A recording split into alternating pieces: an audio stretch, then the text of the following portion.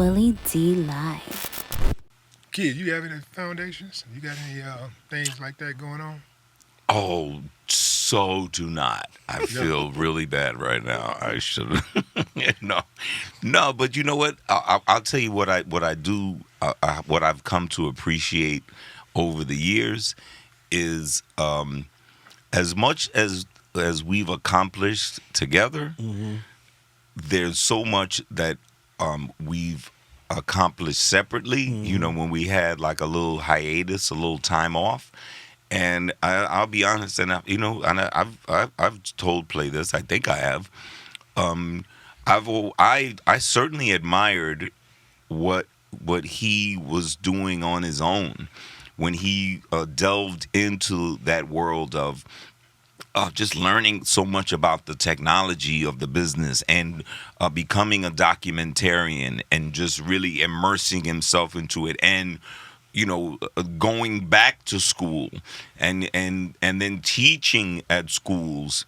You know what I'm saying? That's not the guy that I met. This is a guy that was allergic to school, and now he was embracing it and helping others. If he was teaching at North Carolina A&T, if he was teaching at FAMU, if he was going to school at Miles College, if he was being, kind of a quasi administrator at Virginia State, like that stuff was very, very impressive to me. I've met students that were in some of his classes, and they were like, "Man, this was the best.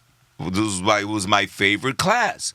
Talking about hip hop in context, in relationship to society, and all really kind of cool stuff. And they come in there and there's a DJ playing and da da da da. But he's really teaching them something. But unfortunately, correct me if I'm wrong. Especially when you're dealing with financially strapped HBCUs, when it comes time for classes and courses to get cut, those are the ones, unfortunately, that get cut. Am I wrong? Yeah, I mean, you go back to hip hop period, how it emerged because those programs, after school programs and music classes was cut. So you're right. Yeah. So my point is, I always admired like what he was doing when he was dolo. He was dolo. I was dolo. Like he said, I went to L.A.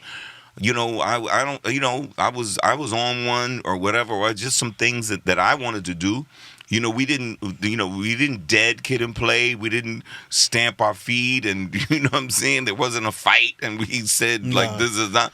It was just like the groove of life was taking us. I would say when people came and said, I heard you and Kid broke up. I said, no, Kid and Play grew up. You know what I'm saying? But I don't think he's answering the question. I think what he should do, because as I'm hearing about him in L.A., I thought your move, and I don't think I ever said this to you, was, all right, since Kid and Play isn't, and Play isn't interested in Kid and Play in that season, let me take the momentum and the notoriety and the popularity of the brand. People never used that word back then, of the brand, and let me take advantage of it, which I thought was a smart move, because then you was on Sister, yeah, and then doing your role in the Temptations movie. I thought it was a smart move for you to take advantage of that probable momentum of Kid and Play. You got the high top. You didn't have it. Everybody knows you no matter high top or no high top. But then to get into comedy, which, whoa, you talk about having the courage to get up there and say, okay, I'm going to make you laugh. And most people like, okay, and for you to embark upon that, I thought was like, wow. Because I never knew. Yeah.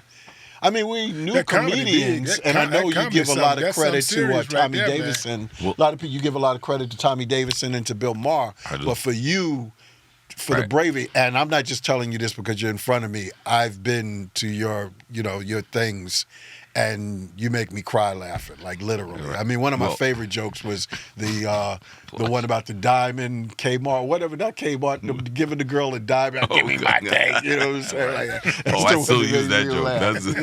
I can't let it go. That's like an old girlfriend that got some good booty. I can't let it go. What's the name of the diamond store? Every kiss begins with K. Give me my shit, nigga. That joke always, and all the others, but he seriously, and I missed it when we did one of the cruises. I think you did do a thing. And I remember Salt, Cheryl, and all of them was like, when they spoke to me there, it's like, yo, because they never seen it. It's like, he's really funny. You know what I'm saying? But, well, I will say this, and I appreciate that. But what I will say is this. When I started trying to do stand-up, when I started doing stand-up, man, I was really at a crossroads. Mm-hmm. Kid and Play, we were in a valley. No beef, but we were in a valley. And the gangster rap thing is gangster going rap on too. Killing it. Yeah. We looking mad corny. Mm-hmm. You know what I'm saying? Like we looking, you know what I'm saying? And I'm like, well, what I gotta do something. And what I found out once I got started, and like Play said, like people like Tommy Davidson and people like Bill Maher helped me kind of get off my feet as far as that's concerned. But what I found out when I started doing stand-up, I was like, wait a minute. When I'm on stage, it didn't feel unfamiliar. Because guess what? We're rappers. And what I found out was my career as a rapper kind of prepared me. Any comedian that's just starting out the bricks will tell you the biggest part of the battle is feeling comfortable on stage in front of people that you don't know. But we already had that. We've been, we was on tour with y'all. We on tour with everybody, man. I've been in front of 20, 30, 40,000 people. So I don't have that problem. It's just the material is different. I'm not singing, I'm not rapping. I'm telling jokes.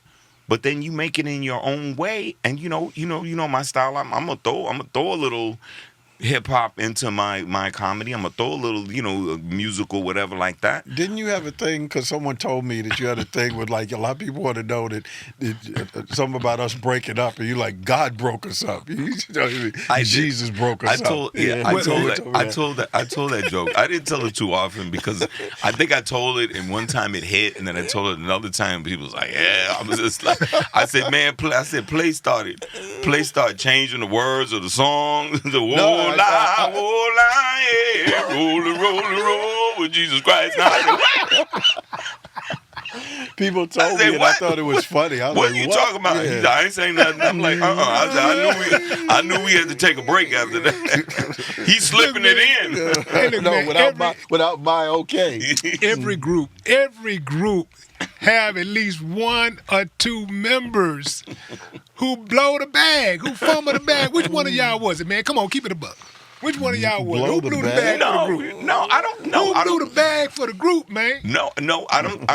As far as Play and I are concerned, I don't think you can say that. I think to Play's point, there was a time where we were kind of growing apart. You know what I mean? He was coming off. A marriage that went left. I was out in the streets wilding. I was out and about doing the most. Yeah. You know what I'm saying? I heard about it. You know what I'm saying? Yeah, everybody heard about it. Yeah, Les heard about it. There's video. Les was one of my co-defendants. There's video. There's footage. Yeah, there's footage. No, I think, and correct me if I'm wrong. I always felt like we respected what we had created. So even if we went in different directions and was, we was diverted for such a time, and Play was on his route, and it was a very spiritual route, and it was finding himself and educating himself. That's how I viewed it, and I was on I just need some new surroundings because. If I'd have stayed in New York, I was gonna die. I was that wild. So I went that route. But I think fortunately, I don't think we ever messed up the brand. I refuse to be a stereotype. When you look at a lot of the great duos, Martin and Lewis, Cosby and Hope, even maybe Sidney Poitier and Bill Cosby, I refuse for us. I was always, no matter how things may be that's not good, I refuse for us to end and go out in a way like a lot of duos did. And there was no real reason to. We're humans and you go through what humans go through. You know what I'm saying? I've always thought it would have bbeen interesting if there was a project that involved cinema for us again. I've always wanted us to do a remake of Uptown Saturday Night, because I think it's very age appropriate. It goes with what's going on and who we are. Two cats that are older. Let's go out and have a good time one more time. Let's go hit a club and you get in trouble. You know what I'm saying? Mm-hmm. But going back to the fact that I never wanted it to get to a point where we ended up becoming a stereotype in regards to a lot of what happens to a lot of famous teams and duos. And there's nothing that ever really came that did that. But again, we're two humans. LA is interesting, but it's not for me. I'm always East Coast, but I love the West Coast. Yeah, it's evident. You know, he's never come back. I thought one day I'm never coming back. But no, I'm East Coast all day. But it works. It's the yin and the yang in regards to any and all things we do. And then, you know, even when we mentioned to you, we have a podcast, you know, the Fun House, right, where we get a chance to talk. Sometimes we have no guest on there on purpose because we kind of interview each other. You know what I'm saying, like that. But on your word, Willie D, we're asking you right now. Can we have you on our podcast, The Fun House with Kid and Play? Okay, you heard it. You heard it. Absolutely. And Willie D always stand by his word. I would be honored. You bald-headed hoes, don't ever forget. Yeah.